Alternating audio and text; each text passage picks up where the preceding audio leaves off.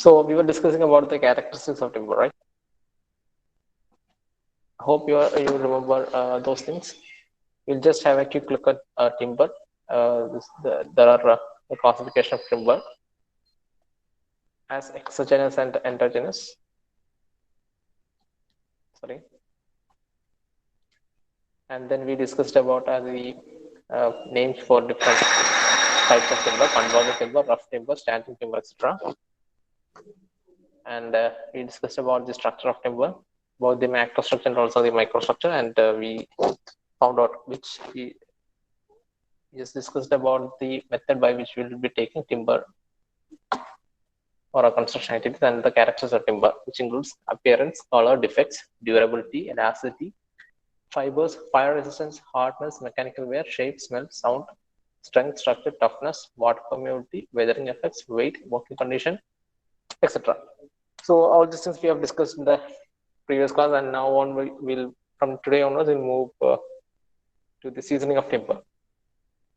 So have you heard about the seasoning of timber? Is Thomas Pierce here? Thomas Pierce? Thomas Yes, sir. Pierce. Uh, do you have any idea what's meant by a seasoning of timber? Removing of water content. Yeah, almost. Yeah. So this is basically the seasoning of timber, and we'll just see. Fresh timber contains 50% or more of its own dry weight as water. So water is to be removed before it is used for engineering purposes. The process of drying timber is known as seasoning of timber. The moisture content should be removed under controlled condition. So what we do is like before we uh, make this timber for our structural or civil engineering purposes, we will remove the moisture from the timber, and this process is known as seasoning. So we'll just see what are the objectives. First objective is to impart hardness, stiffness, strength, and better electric resistance to timber. To increase the resisting power of timber or to all this fire, etc. To maintain the shape and size of components of timber. To decrease the weight of timber, thereby reducing the cost of transportation and handling. To make timber safe from attack of fungi and other insects. And also to reduce the tendency of timber to crack, shrink, and warp. So these are the objectives of seasoning timber. First one, to impart hardness and stiffness, strength, and better electric resistance. To increase the resisting power of timber against all other diseases.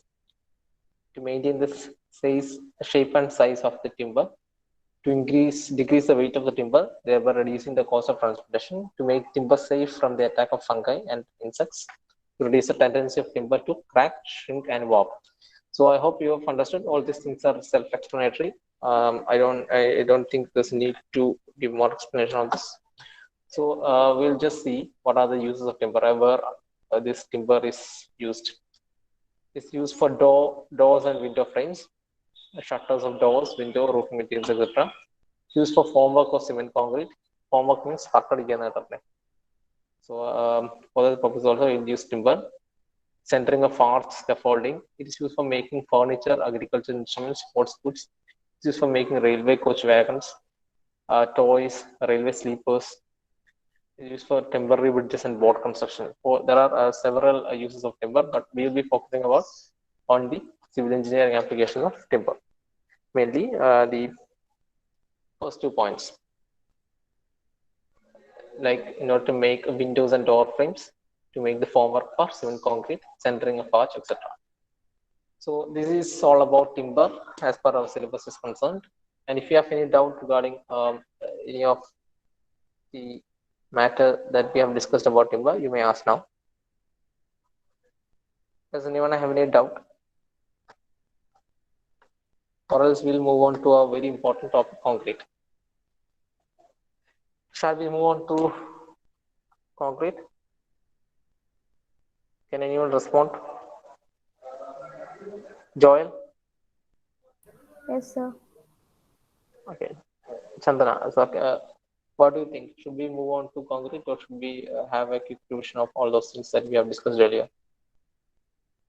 So we can have the quick recap. We just have a recap, right? Okay. So in the last 2 classes, we are discussing about sand and their properties. The based on the source sand was divided as sea sand, classified as river sand and pit sand, and this is, we came to know that river sand and pit sand are actually the best quality sand which can be used for construction activities because they are of triangular or rectangular shape, or they have angular and sharp edges. So it's always better to use river sand and pit sand. But nowadays, since the availability of river and pit sand are very less, so we have found out another technique is known as manufactured sand. Basically, we will obtain this from our quarry, just like we get stones, broken stones from quarry. Depending upon our purpose and size, we can we will crush those stones into our required size, and we'll get sand mass manufactured.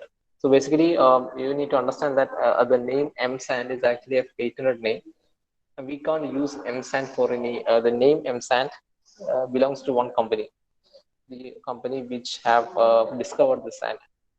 Discovered means invented this sand.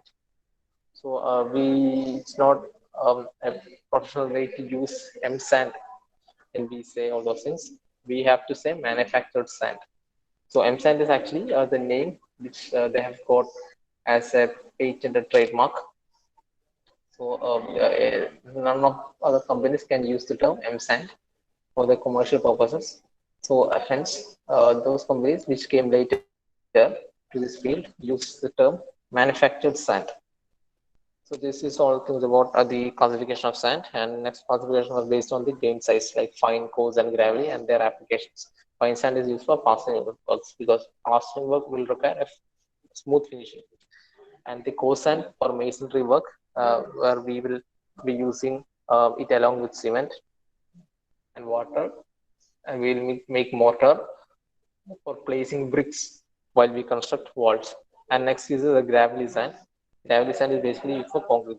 Gravelly sand will be, even though they will have a specific size, as I said earlier, for a well graded sand, there should be uh, particles from all the sizes. So next was properties. It should be chemically inert. That's the first and foremost quality of sand. Otherwise, it will react with the constituents in cement and water, and our purpose won't match. Next is we discussed about sieve analysis, where we found out how these sieves are arranged from top to bottom, and how we can classify and how we separate each size of sand. And we discussed about the gradation curve.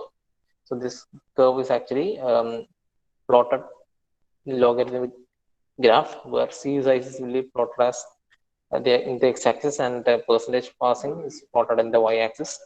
So each C size depending upon. So why we are using this low graph? Does anyone have any idea? Why we are using low graph? Can anyone tell me? Do you know what is meant by low graph?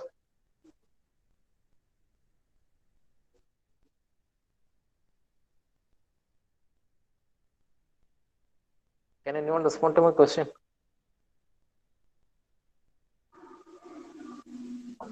Have you not studied log graph in your 12th standard mathematics?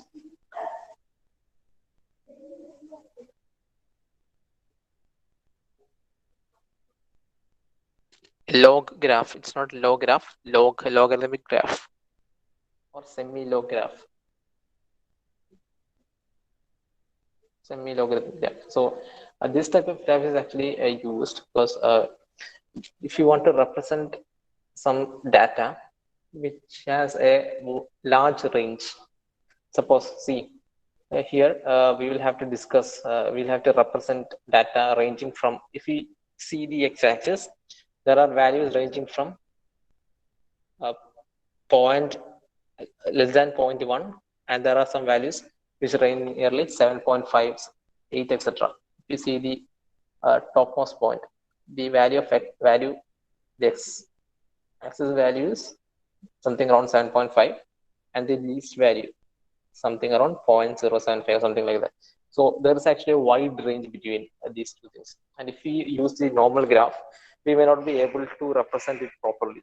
So that's the reason why we are using logarithm graph. Here we can both represent our decimal and also a decimal which is of in the range of 2 decimal to a integer. So or integer natural number. So we can represent a wide range of data ranging from decimals to large numbers in a single graph.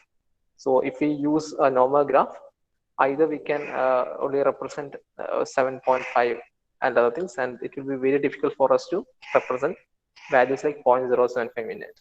So I hope you have understood why we are using semi-log graph in such conditions. So if you see what is log 1, log 1,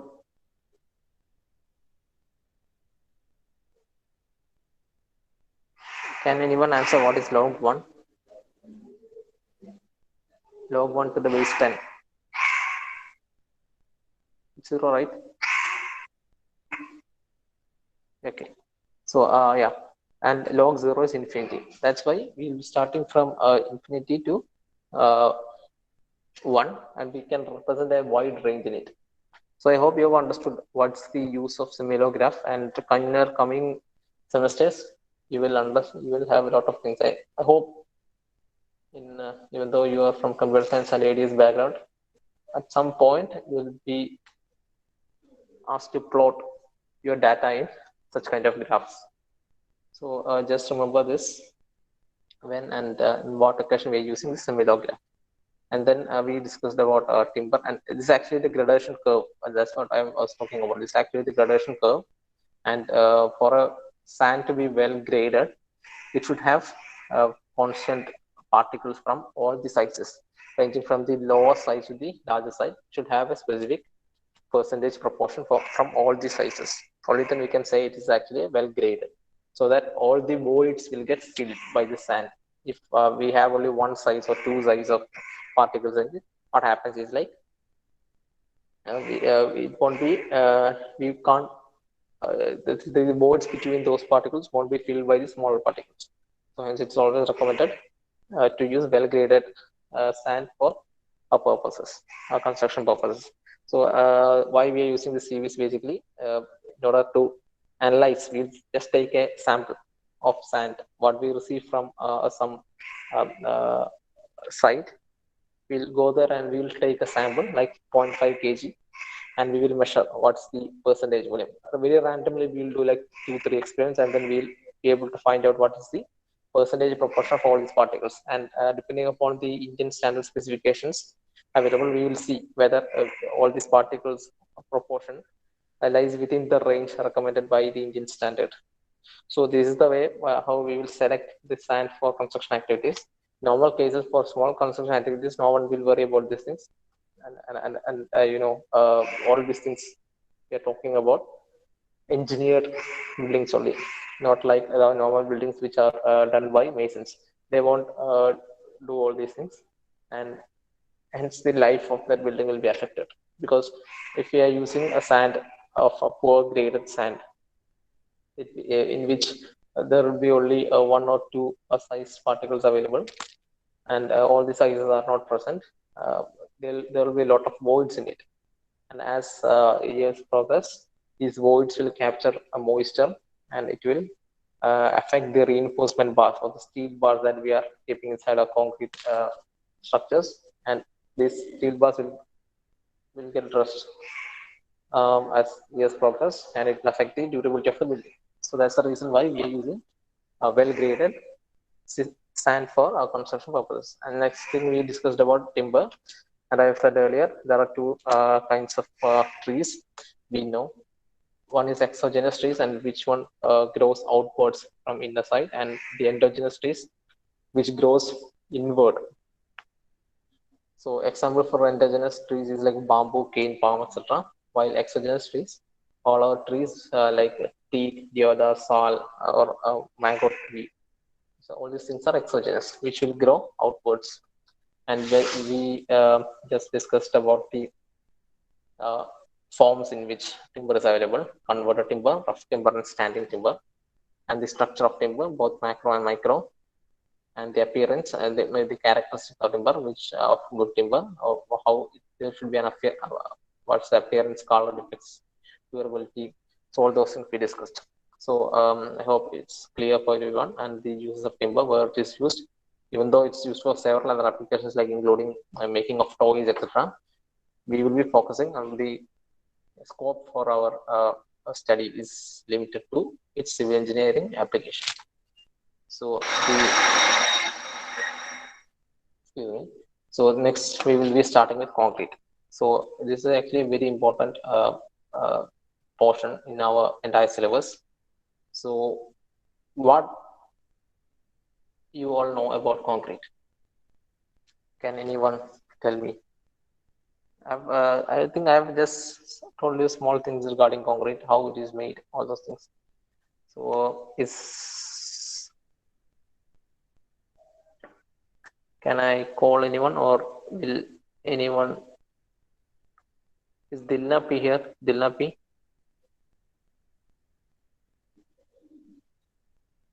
Dilna Yes, P? sir. Okay. Dilna, what do you understand by the term concrete, and how it is made? Have you ever seen mixing of concrete, all those things? Could you please explain what all things you know about concrete? Concrete is used as to join the rocks. Not concrete. Yeah. Like And yeah, and to make walls. concrete, I don't think I have got the idea about concrete, because uh, what happens is, like, if we go through the history of construction activities, we will see later. Still, I am explaining a bit earlier. So the most safest way to construct a building or a home or a shelter was to use stones or caves or etc. So if you see very old buildings, they were actually made from rocks in which workers used to work on it, work on large pieces of rocks, and they will make caves out of it. They'll crave out the rocks, uh, and they will make caves out of it. But the problem was, like, the process was very difficult, and would require a large time. And then came the idea of constructing shelter with broken stones. So when they used broken stones, what happened was, like, there was no fixity between the stones. So they first added some lime and some other mixture. Then came the idea of adding lime, I think calcium oxide. You understand that? So, and other particles, even mud was added as the mud with some gluey property. They were added to make these stones fixed. Like, if they want to construct a wall, they want it to become more stiff, they used this kind of binding materials. So still it had many problems. So what the main problem was, in order to find the roof, they had to balance a large weight over it. Otherwise, they had to rely on materials like leaves, etc., which are not so durable. So people started to think what material we can use so that it will be more durable and also will be easy to construct. Then they got the idea that, so if you want to fill a space, or if you want to construct a roof, they if they need a material which are of good quality and durable.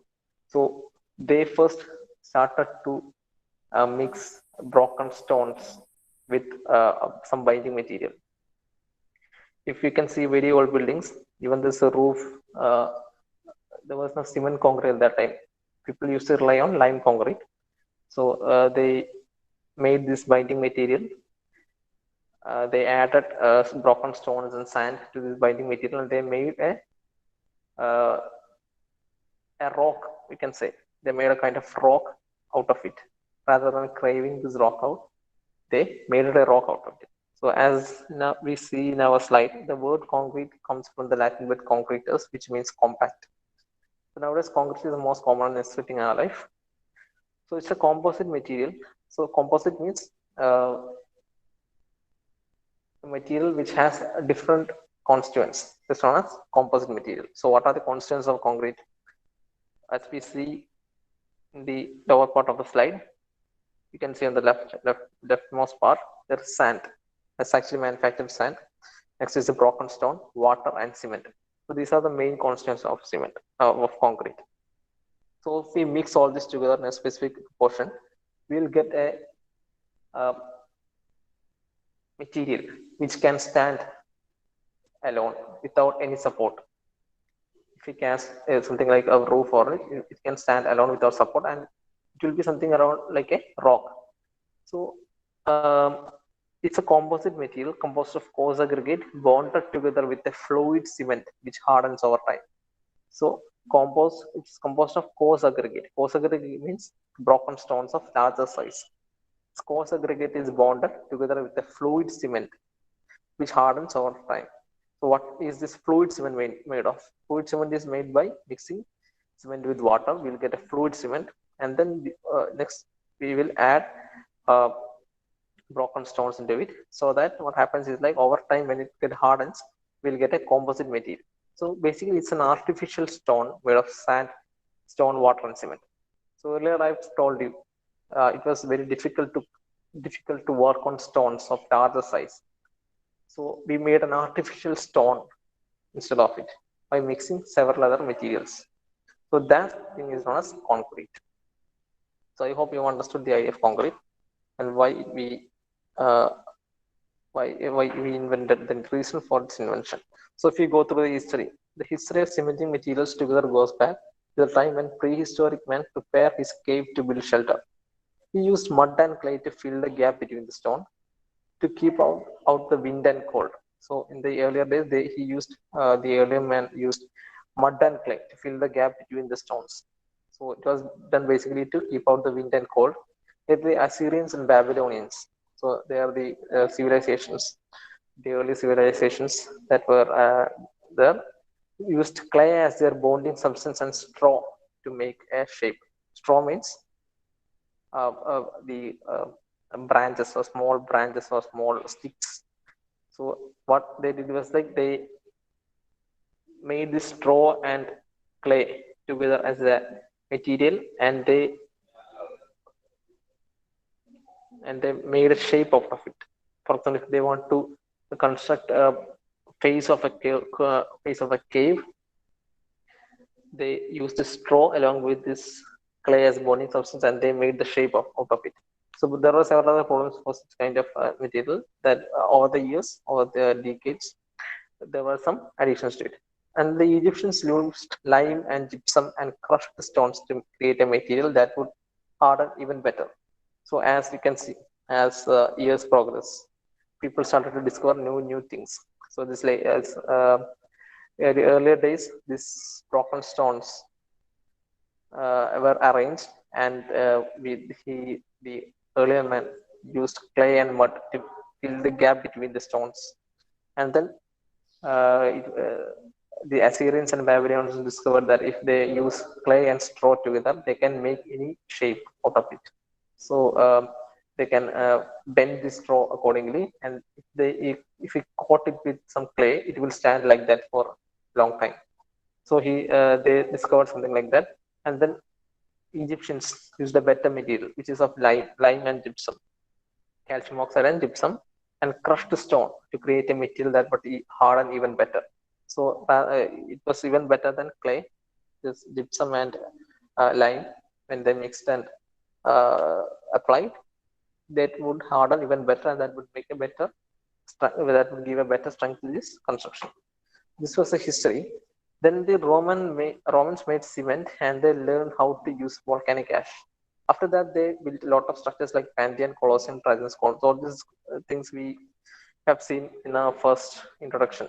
So after the Roman Empire collapsed, use of concrete became rare until the technology was redeveloped in mid 18th century.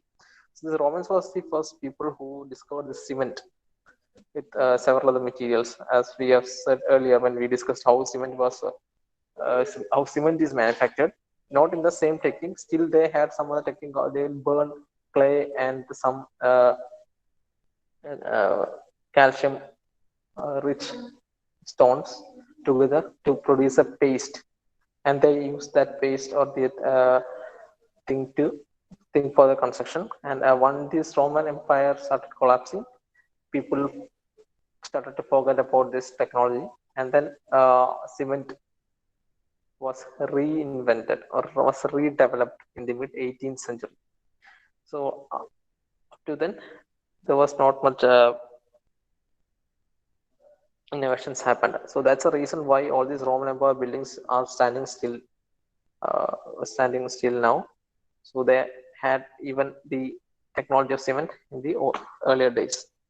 So this is the basic history regarding concrete. So classification of modern concrete. Today, concrete is most widely used man-made material, and concrete are classified into different types.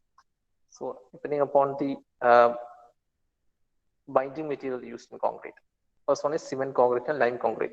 So earlier I have said the main constituents of concrete are broken stone, sand, water, and a binding material. So if the binding material is cement, then we will call it as cement concrete. While the binding material is lime, we will call it as lime concrete. So even if we see our old homes which are near to our native place, even in Kerala, even like 3 or 4 decades ago, the availability of cement was very less because there were very less manufactured cement. And if you want to get a single bag of cement, we had to get the permission from government authorities. Only then we can have they'll give us permission to buy cement. So earlier, this private dealers were not allowed to sell cement. Only government was given the authority to sell cement since the manufacturing of cement was very less. And it was like a precious material. So at that time, people used to make lime concrete instead of cement concrete. Since the availability of cement was very less, they used lime concrete instead of cement concrete. And if you see even our Mullapeyyar Dam, it was made of lime surki concrete. So there is some other materials in our olden days, even like 4 or 5 decades ago, we used for our construction activities. So these are lime concrete, but the durability will have some adverse effect. That's the reason why people nowadays are using only cement concrete, and lime concrete is not at all used now. So first classification is according to the binding material used in concrete, and the second classification is actually according to the design of concrete. There is one plain cement concrete, reinforced cement concrete, which is known as RCC, and pre-stressed cement concrete, which is PCC. It's not nearly known as PCC. If you can see, the plain cement concrete is also known as PCC. If it is pre-stressed, then they will point out separately as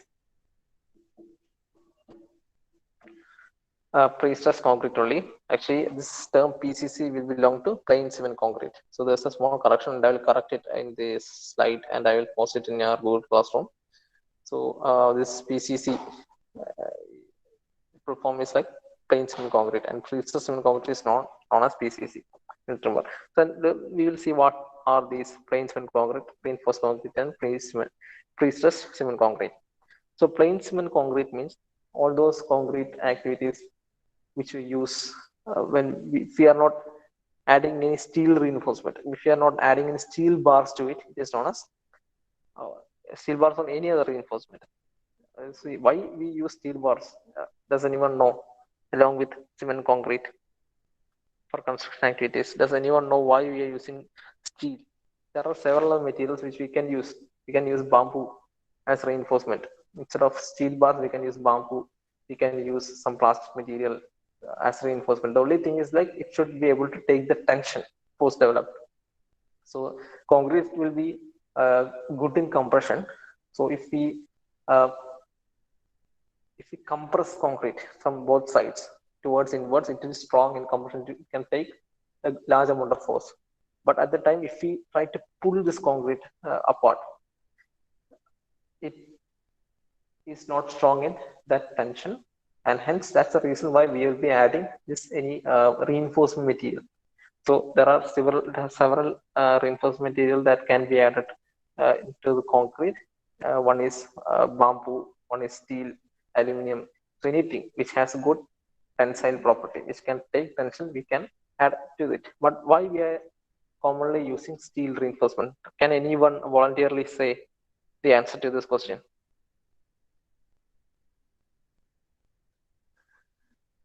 Why we are using steel as reinforcement very commonly?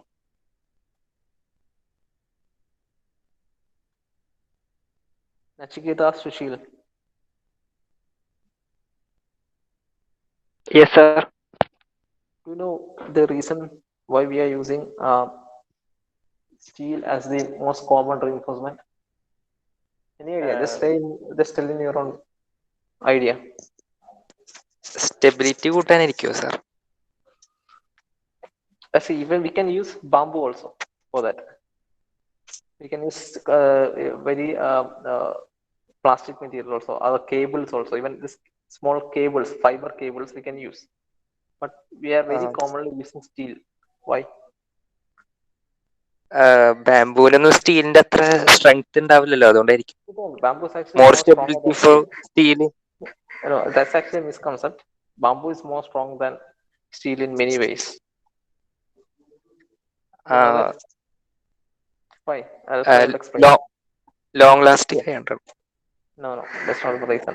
So it's Okay, the thing is like there is something known as coefficient of linear thermal coefficient of expansion. Have you heard about that? Coefficient of thermal expansion, alpha.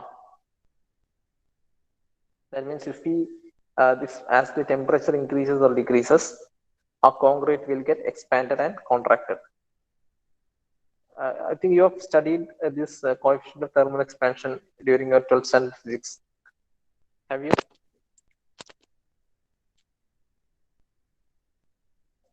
Okay. So the coefficient of thermal expansion of concrete, that means the material which the composite material which we make with the help of cement, sand, and fine aggregated water, that mixture, the concrete and the steel are almost the same. That's a slight difference, but they are almost the same. That means if we add cement, that means if the temperature increases, both this concrete and steel which is added to that concrete will get expand in the same length, and it will get contracted in the same length depending upon the increase or decrease in the temperature. So that won't cause any additional stresses or any additional forces, and we can the cracks will not be formed. So it will act as a single material. Both this steel and concrete will act as a single material since their coefficient of linear expansion due to temperature is the same. So that's the reason why we are using steel bars as a reinforcement. That's the very common reinforcement. So you need to understand this. You can also use all those materials like bamboo, wires, or any other thing, but the coefficient of linear expansion will be different for all these materials. And if that difference happens, our structure, which we have prepared as a reinforced concrete, won't get expanded or contracted in the same way. So this will cause additional stresses and all these problems will arise. So in order to avoid that, we will be using steel as the reinforcement material, as the most common reinforcement material. That only thing we can say is that the most common reinforcement material, because the coefficient of linear expansion for steel and concrete is almost the same. Hope you have understood. Does anyone have any question on that? Does anyone have any question on that?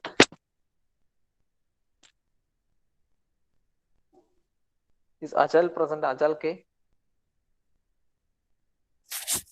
Yes, sir. Did you understand why we are using steel as a very common reinforcement material? കുറച്ചെല്ലാം മനസ്സിലായി sir. Okay. So I just try to understand this. So we are discussing about plain cement concrete. So plain cement concrete, there won't be any reinforcement material. This plain cement concrete is basically done for our pavements. You might have seen roads or other walkways or flooring. So all those things we'll be using plain cement concrete.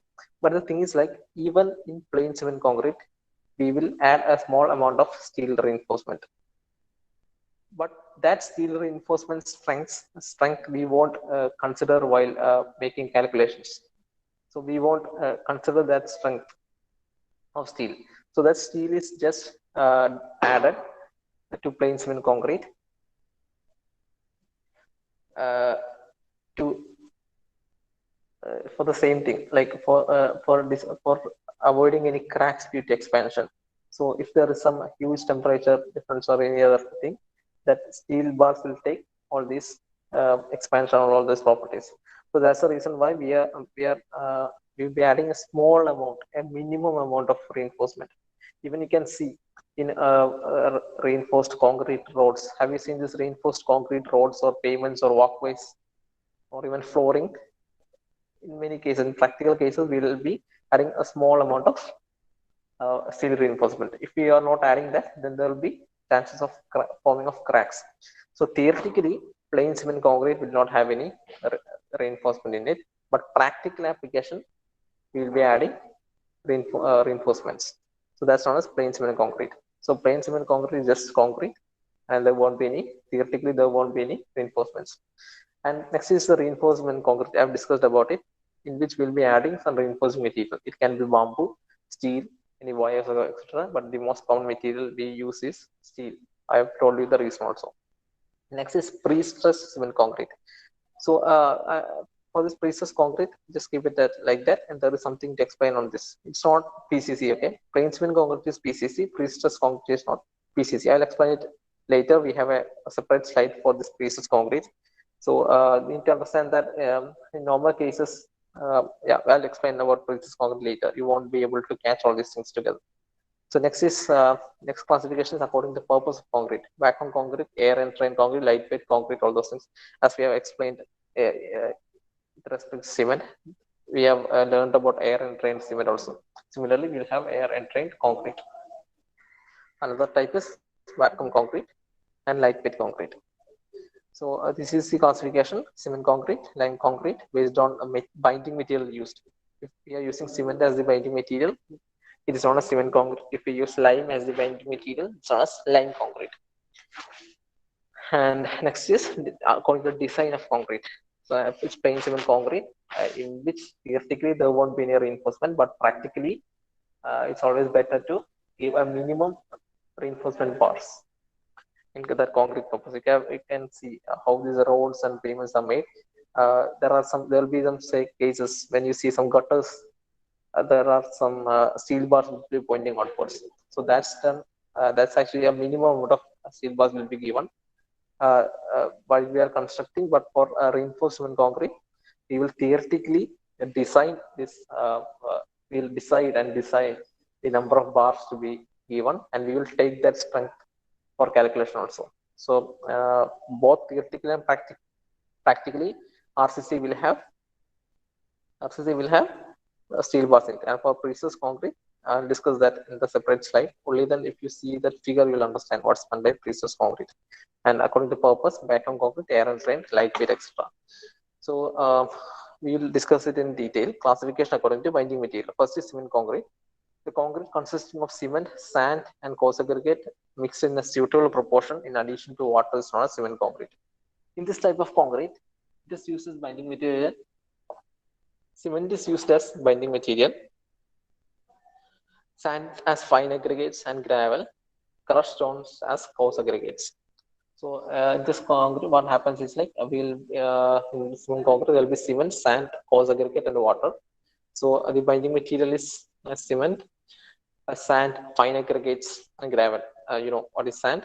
You will be using small particles of sand as fine aggregates and sand, and large particles of crushed stones as coarse aggregates. So we'll mix all this together in a pre-decided proportion, and then we will add water according to our requirement. We'll mix a mix. So cement concrete is commonly used in buildings and other important engineering works for strength and durability is of prime importance. That's the reason why we are using cement concrete. So next is lime concrete. The concrete consisting of lime, we will not use cement in lime concrete, because lime concrete was invented at a time when the manufacturing of cement was not present. So it was an earlier way of concreting using lime. So we will be adding lime, fine aggregates, coarse aggregates mixed in a suitable proportion with water. This is called lime concrete. In this type of concrete, hydraulic lime is generally used as binding material. Sand and cinder is used to fine aggregates, and broken stones, gravel used as coarse aggregates. Or other things is the same other than the binding material. Binding material for cement concrete will be using cement, and for lime concrete will be using lime. So placing of lime concrete. Placing of concrete shall be completed within 3 hours of adding water. In case of concrete is prepared with hydraulic cement, concrete should be well cured for a period of 10 days. So there is a term known as curing and other placing, etc. So these things will in coming slides we'll understand. So I'm skipping for that now. And uses. Lime concrete is generally used for sake of economy in foundation works, underfloors, over roof, and where cement is not cheaply and easily available. So when we want, when there are some unimportant works, like if when if you want to for the construction works of foundation is actually important work, but where this lime is used is actually as a transition material between earth and our structure. So in between that there should be some space which should have a gradual transition from a very heavy structure to a very soft structure, which is soil. So a heavy structure, when it comes directly in contact with soft surface, there can be some problems. So we'll have to provide a gradual transition of this strength. So at that place we'll be using lime concrete. In older days, nowadays we are not even thinking about it. We have several other techniques. So they're this complex. So you need not study all those things. Just understand. In foundations, etc. In earlier days we used lime concrete, and even for construction of walls or concreting, etc. In earlier days we used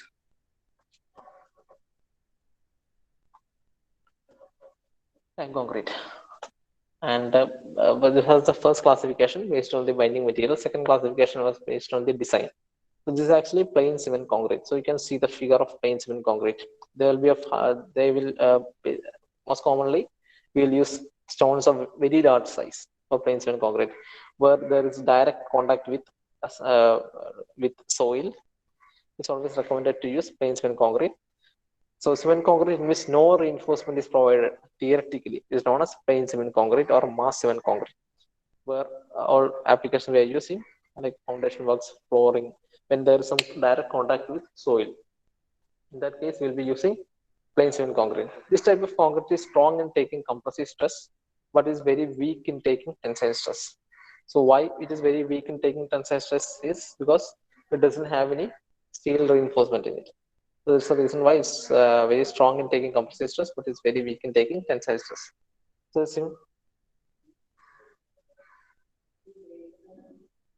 the cement concrete in which there will be no reinforcement present theoretically. So it's known as plain cement concrete. So what are the main uses of it? Plain cement concrete is most commonly used for foundation work and flooring of buildings. As you can see, the flooring, the base, when we have a direct contact with soil, we'll first place plain cement concrete. Then above that, we'll place our regular works. So this is done for us to provide a transition from soil to our structure.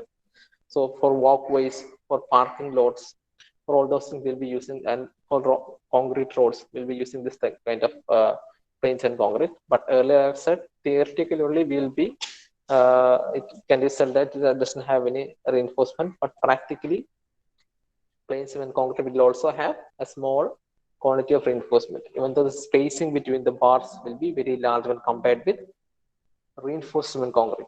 So spacing will be very large. We'll just provide that in order to avoid any expansion cracks under all those things. So that is necessary if you want to avoid any cracks. A small amount of reinforcement need to be added, even though it's known as plain cement concrete. And next is reinforcement cement concrete, which is known as RCC.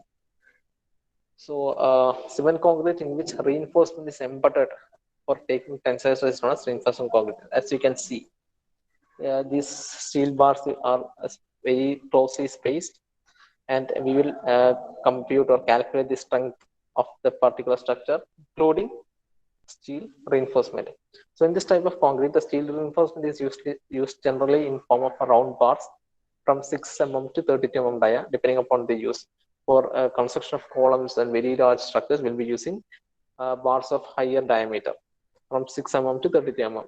This concrete is equally strong in taking tensile, compressive, and shear stresses. There are all these the technical terms in engineering. You need not understand all this. Just understand tensile, compressive stresses, etc. Shear stress is something different.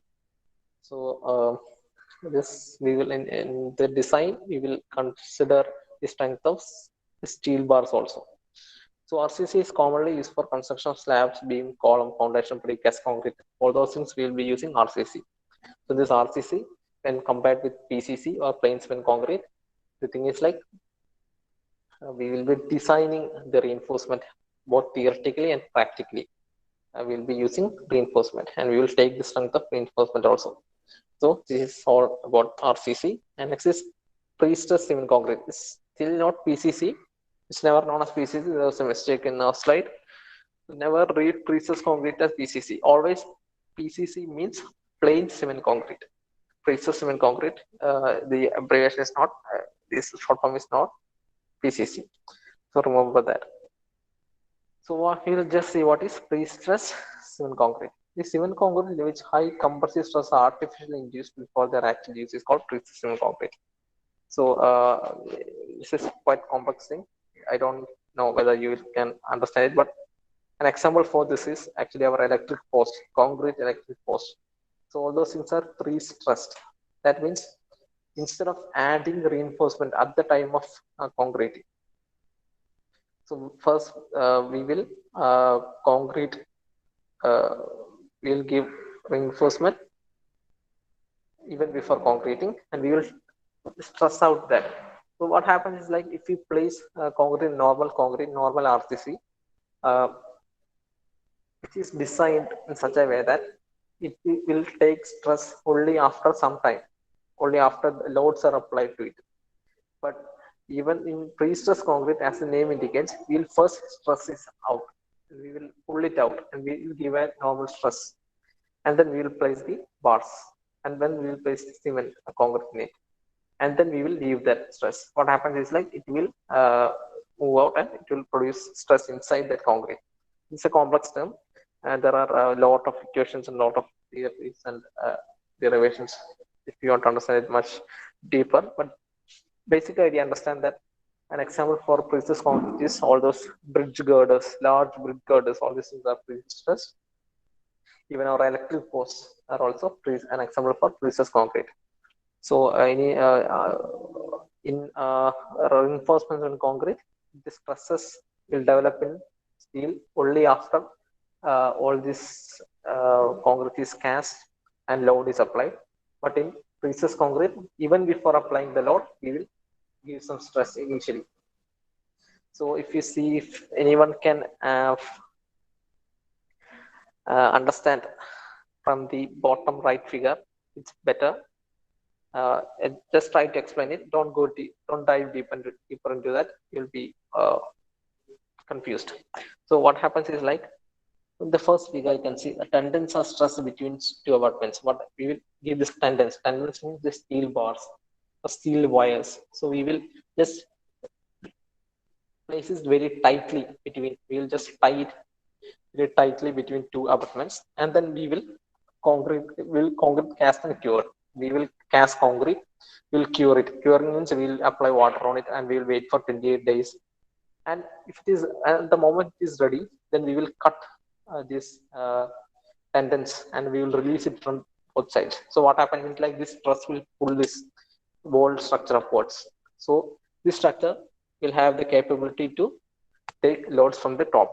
So depending upon the direction of our load, we will arrange it accordingly. So this is the main thing regarding PCs, pre-stressed cement concrete. Never call it as PCC because PCC is pre-stressed cement concrete. So the next classification is according to the purpose. According to the purpose, concrete is classified into two types.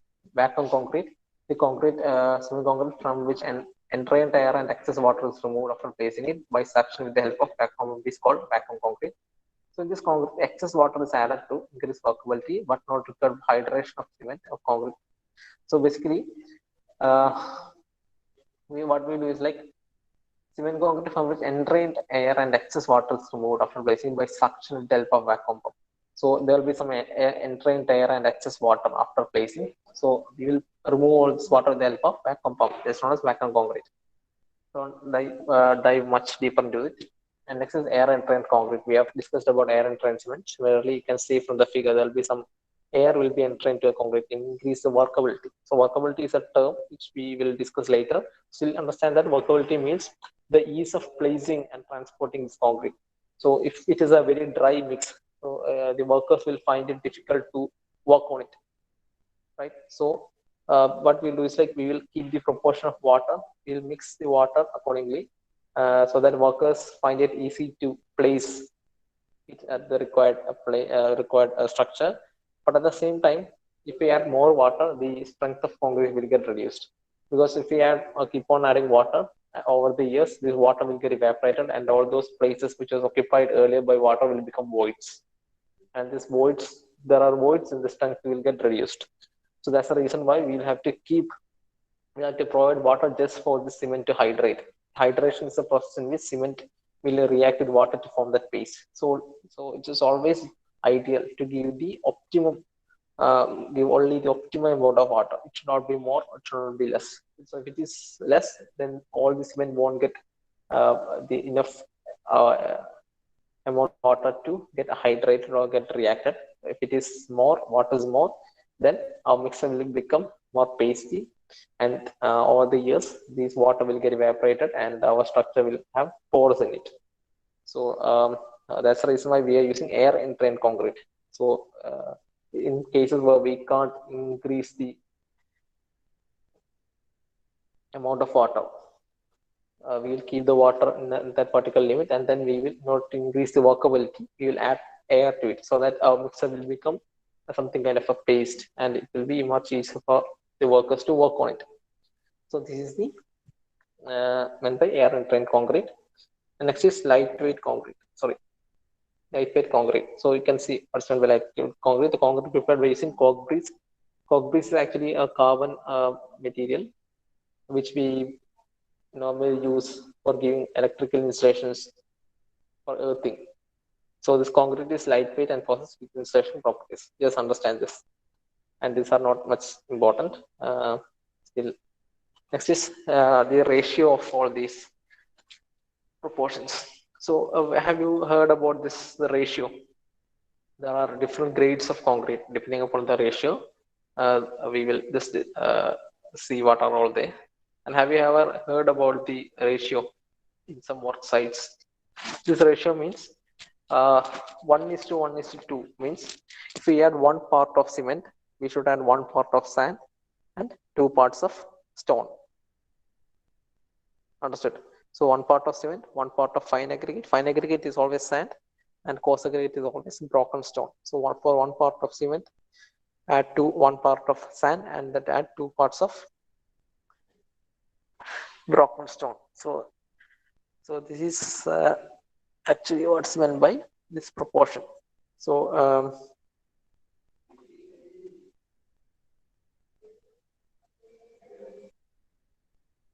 can anyone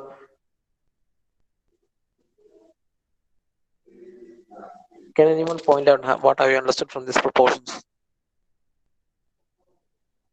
What is meant by 1:1:2 or 1:3:6, 1:2:4? Can I ask anyone? Is Dashlin and Simon here? Yes, sir. So Dashlin, what's meant by 1:1:2 proportion of concrete? The concrete in columns and beams. That you can directly read out from the slide, but I'm asking, what does 1:1:2 imply?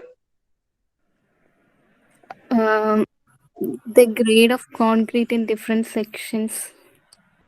See, just tell me what is 1, 1, and 2. That's actually a proportion.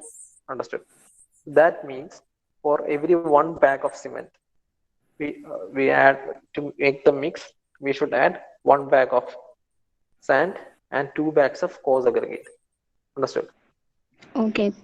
So depending upon our type of work, so all these grades will change. So if we look columns and beams, it is 1:1:2, and for water retaining structures, 1:1.5:3. So all these things, the grade will change, and depending upon our importance, the importance of work or place where we need more strength, we will be using higher grade cement. So if you want to achieve higher grade, we'll need to add more amount of cement, but the amount of cement is still restricted to some value. So all those things, it's very difficult for you to understand. Try to understand that if you want to get more strength, we'll need to add more cement into it, and there are some proportions. So if we add 1 bag of cement, there should be 1 bag of sand.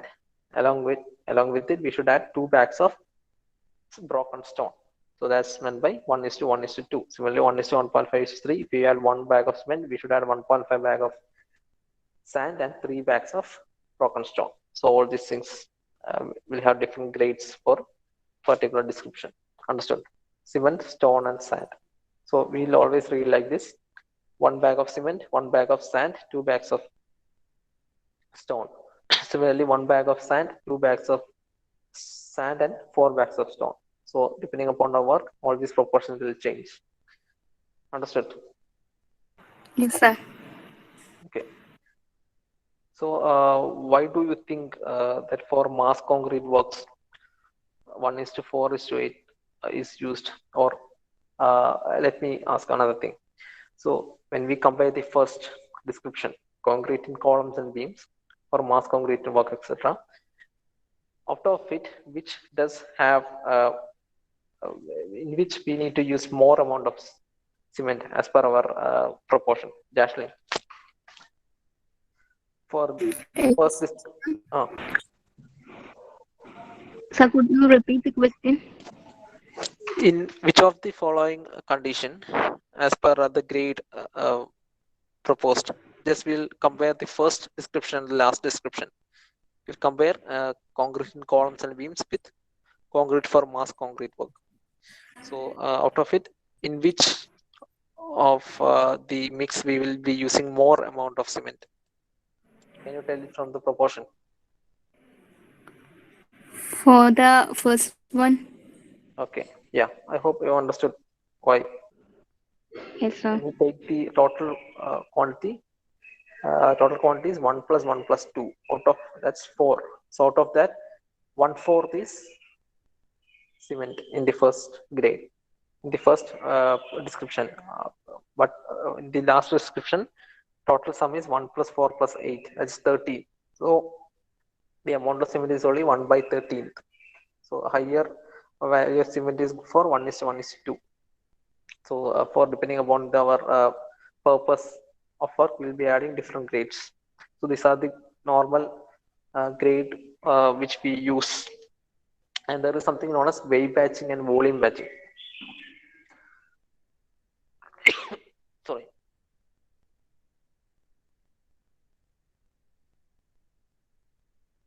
There is something known as weight batching and volume batching. I don't know whether we have slides on that. Still, I will try to explain. So weight batching means we will weigh these constituents like cement, sand, and stone. We'll be using some weighing machine. In the first case, just see, if you take 1 kilogram of cement for some purpose, we'll measure it and keep aside. Then we will measure 1 kilogram of sand, and then we'll keep aside. And then we will measure 2 kilogram of stone. Then we will mix it together, and then we will place. So that's known as 1:1:2. Understood? In case of weight batching, in that we'll be taking the weight.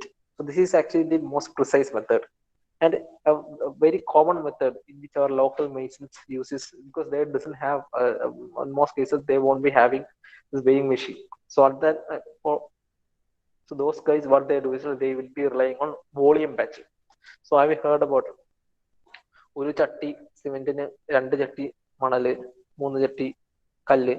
So in the same way, what they do is like, instead of weighing it, they will be just using some volume or some basin or some containers. So if they add one full container of cement, then they will add one full container of sand. Container means small box. One box of cement means one box of sand and 2 box of stone. They won't weigh that. Understood? They will just add it. That's known as volume batching. The first one is weigh batching and second one is volume batching. So can I ask anyone in order to make sure that they have understood what's meant by weigh batching and volume batching? Is Ashwin K here? Ashwin K from CSA. Yes, sir. So could you please explain what you have understood by the terms weigh batching and volume batching? Yes, sir. In weigh batching, the weight of the components are measured. Okay. And The in volume batching? volume batching, we take containers of, that is the volume of the components are measured. Yeah, exactly. We'll be taking volume. So the most precise method is to measure it by weight. But in many cases, our local masons will not have this weighing machine with them. So all these people will rely on volume batching. But that's not the correct method. And any standard construction company will be relying on only weigh batching. For this local works or some unimportant works, even though we use volume batching, that won't be a much problem. Why? Because you know the relation between volume and weight. It's the relation between volume and weight. Does anyone know? This is known as density, basically. So density of cement or the specific gravity of cement is 3.14 normally, and the density of sand is nearly 2.6 to 2.7, and the density of stone will be 2.7 to 2.8. So there is not much difference between that. So that's a reason why, even though we designed it as actually a weight mix, weight batching, and even though in site for practically they use volume batching, that won't make some much difference. But still there is some difference. So if it's for some very important works, we will never rely on volume batching. We'll be using only weight batching. So since the specific gravity of all these cement, sand and stone is almost equal, like 2.6 to 3.1, there's not much difference between those values.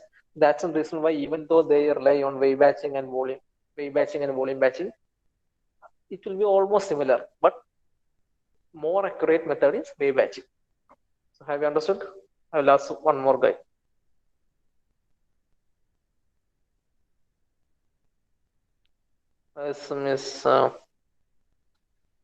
Is Denny Thomas Remedius present?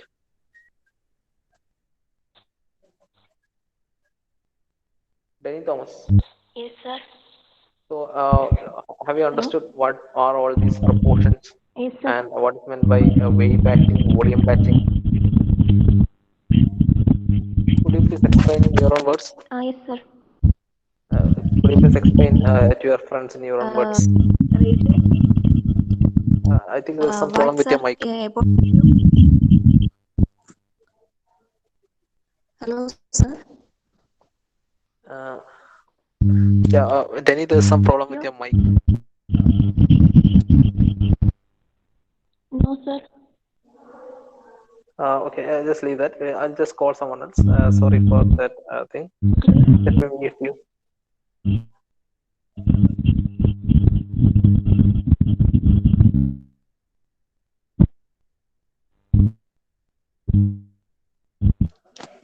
So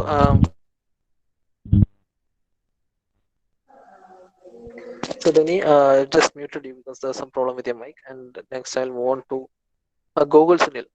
Is Google Sunil present? Yes, sir. So have you understood all these proportions and what are they, and how we are batching them, or how we are measuring them? What's meant by weight batching and volume batching, etc.?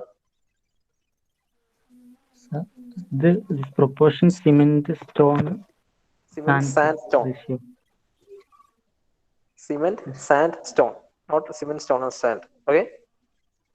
Cement, stone, Cement, sand.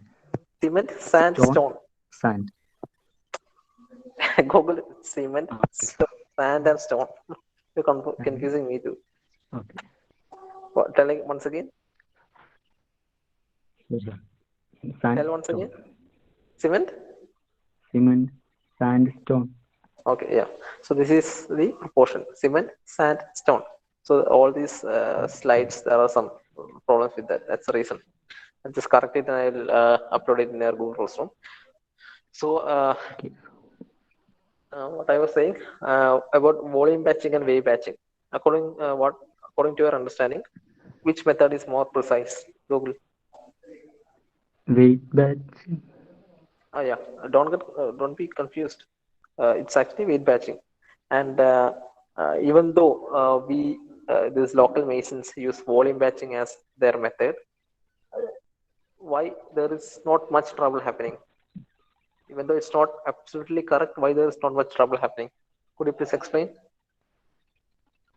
Sir, I don't know, sir. So I will explain earlier now, because the specific gravity specific gravity or the density of all this cement, sand, and stone are very close to each other. For example, the specific gravity of cement is 3.14, something around that. For this sand, it is something around 2.6 to 2.7, and for stone, it will be around 2.7 to 2.8. So all these values are not much different. So hence, there won't be much trouble if we uh, make a design based on weight batching, and if we use volume batch instead inside. So since the density is almost same, just think in your own way. Since the density is same, the volume will also be the relation between weight and volume won't get changed. There won't be much difference between that.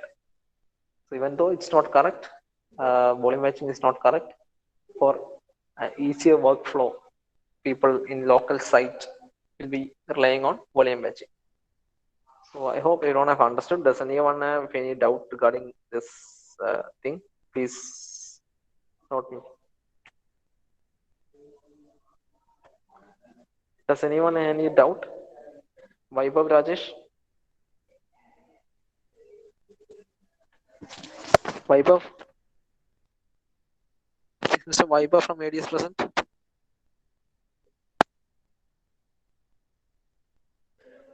Okay.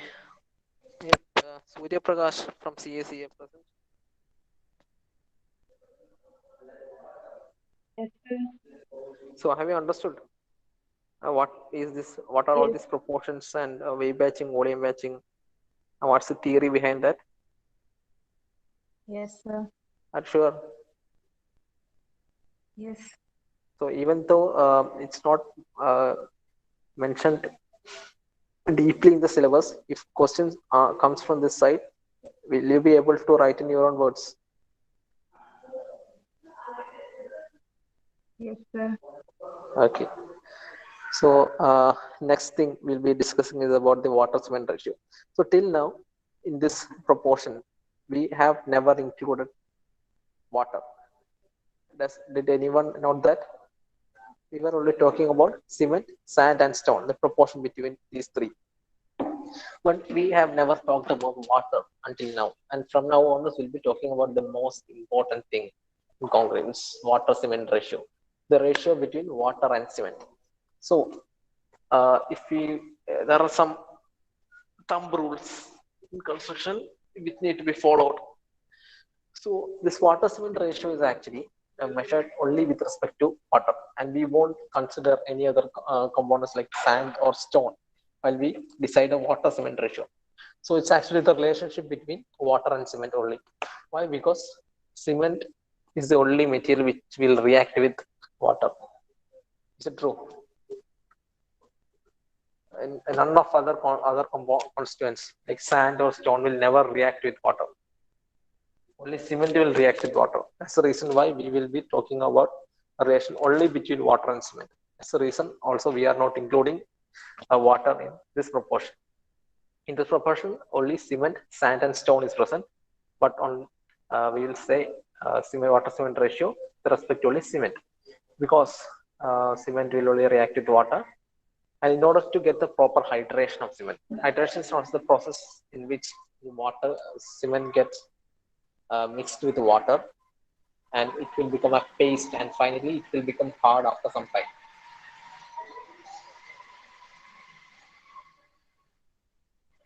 So this process is known as hydration of cement. So for the hydration, required amount of water, or the optimum amount of water is very necessary. It should not be too high, it should not be too less. So all these proportions and water quantities, you leave that. So just try to understand the preparation of concrete. The water cement ratio is very important. For normal construction, water cement ratio is usually 0.5. So do you know how much does a bag of cement weigh?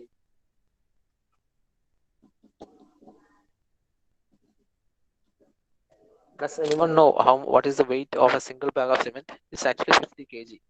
So 50 kg is actually the weight of one bag of cement. As a standard practice, you keep one bag of cement as 50 kg.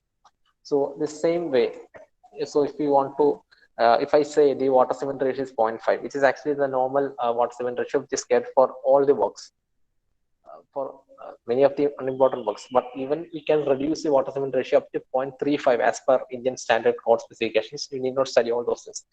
Just to understand that for our normal works, normal, not much important works, like construction of small house, etc., we'll be keeping a water cement ratio 0.5. That means if we are adding earlier, as I said in this proportion, if you are adding one bag of cement, maybe 1 kilogram of cement, 1 kilogram of sand, and 2 kilogram of stone, and our water cement ratio is 0.5, how much liter of water should be added? Yeah, that's a question. So, Mr. Abhinav Purushottam. Abhinav. Yes, sir. So, can you comment on this? As should I repeat the question once again? Yes, sir. Could you please? Yeah. In the first description, so if you are going to construct some column, or if you are going to concrete some columns or beams, you have decided to add 1 kilogram of cement, 1 kilogram of sand, and 2 kilogram of stone as per our proportion. Understood? Yes, sir. Okay. Yes. And now I say the water cement ratio is 0.5. You should keep the water cement ratio as 0.5. What should be the amount of water that we need to add? The cement ratio is 0.5. I don't know, sir. See, just think like this: water to cement ratio. So we have told that I've told you that cement is 1 kg. Yes. So if it is 0.5, the ratio is 0.5. What should be the weight of water? 0.5. Yeah, 0.5 kilogram of water should be added. But in usual practice, is it practical to weigh water? No. Yeah. So how much liter is 0.5 kg of water? Plus one things, right? Plus two things, I think. Even in our 8th standard, we'll be studying. What's the specific unit of water? It's 1. That means 1 liter of water will weigh 1 kilogram. Right? Yes, sir. So if you want to add 0.5 kilogram of water, you'll need to add 0.5 liters. 0.5 because liters. all our containers are measured in liters, not in kgs. Right? Yes. Yes, sir. So in our first grade of concrete, if you want to prepare that, we'll be adding 1 kilogram of cement, 1 kilogram of sand, 2 kilogram of stone. Along with that, if we keep our water cement ratio of 0.5, we'll be adding 0.5 liter of water.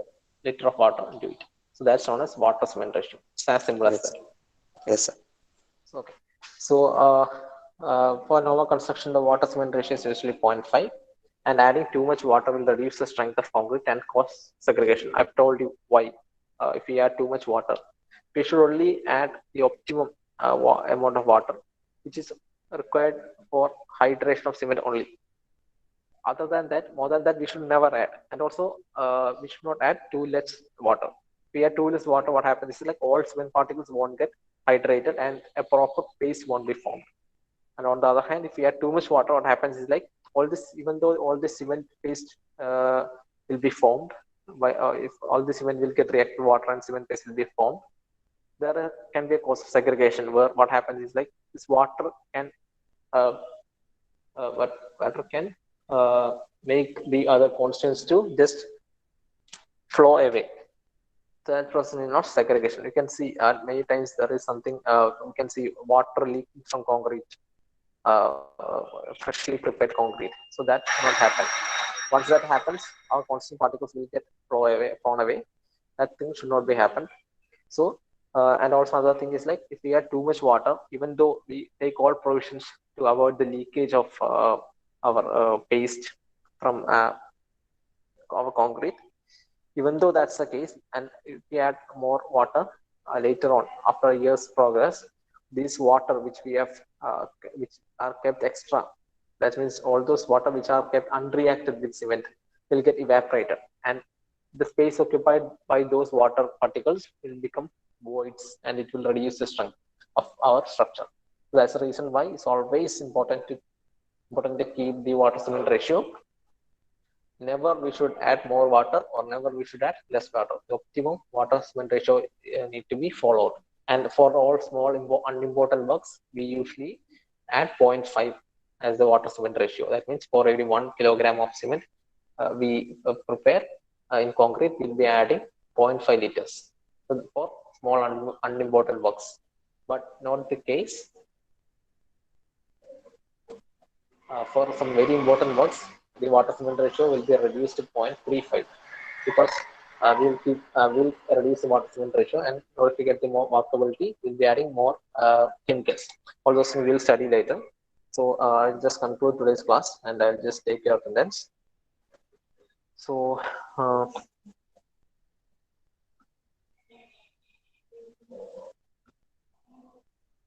we stop the presentation. So I hope you're able to